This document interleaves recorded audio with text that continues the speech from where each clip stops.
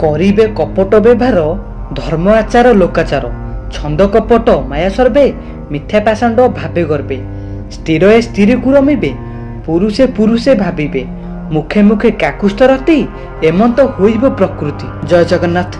नमस्कार दर्शक बंधु, आज आम मालिकार एक सुंदर विषय उपरे आलोकपात करने को जाऊे।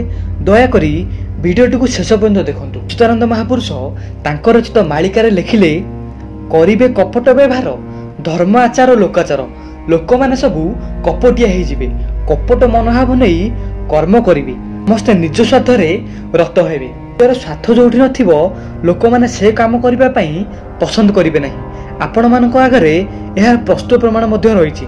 कहले छंद कपट माया सर्वे मिथ्या पाषाण्ड भावे गर्वे। लोक मानक भितरे छंद कपट भरपूर भाव रही गलानी। आजिकार कलिजुगर लोक माने सब कपटिया हो गलानी। मनरे थिबो गोटे कथा किंतु कुहा होथबा आउ गोटे कथा। मिथ्या पाषाण्ड भावे गर्वे।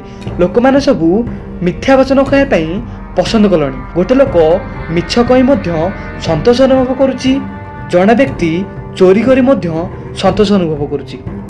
एई अधर्म कार्य को केही न देखिले मध्य देखुछ तो जणे, हिसाब करुछ तो जणे। जो दिन तुमर पापर कलसी बुड़ी जीवो सेई दिन सबू मरी जीवो। स्थिर स्थिर को रमिबे पुरुषे पुरुषे भाविबे मुखे मुखे काकुष्ठ रति एमंत होइब प्रकृति। एमती हेकि ही प्रकृति धीरे धीरे नष्ट होबार लागिछि। आपण माने देखंतु एते परिमाण रे सूर्य उत्ताप हेबार कारण कोन, एते जोरे खरा हेबार कारण कोन? कारण होउछि आमे माने सब गछ पत्रार काटी देही बड़ बड़ अपार्टमेंट सब छिड़ा कर दउचे। आमे माने सब जानि सुनि कि ही निजे निजर खेती करूचे। एमती हबा द्वारा दिन एमिति भी आसीबो लोक माने ना खाइबा को पाइबे, ना पीबा को पाइबे, ना छाई टिके पाइबे।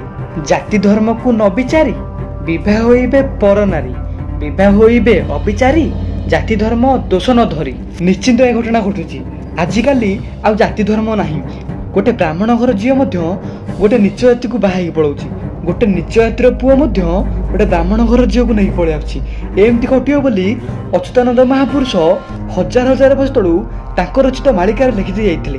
अंटा पणरे सत गुण कुटुंब पोषी बड़ जाण पुतुरा बोलाइबा सही एरूपे जुग धर्म कही। गोटे बड़ लोक जदि गोटे छोट पिला को गोटे उपदेश दउची, से छोट पिलाटी कौन करुची ताक प्रतिबदल रे ताको उल्टा जवाब दे दउची।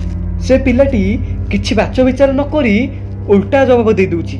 से बुझी पारु नाही जे से लोकटी ता पई भलो उपदेश दउची, किंतु ए कलिर प्रभाव रे पड़ी से छुआटी छोट बड़र विचार को भूली गलानी। नीलाचल रे जगन्नाथ अंतर्ध्यान रे सेगुपुत देवादेवी माने पुण सर्वे होइबे अंतर्ध्यान।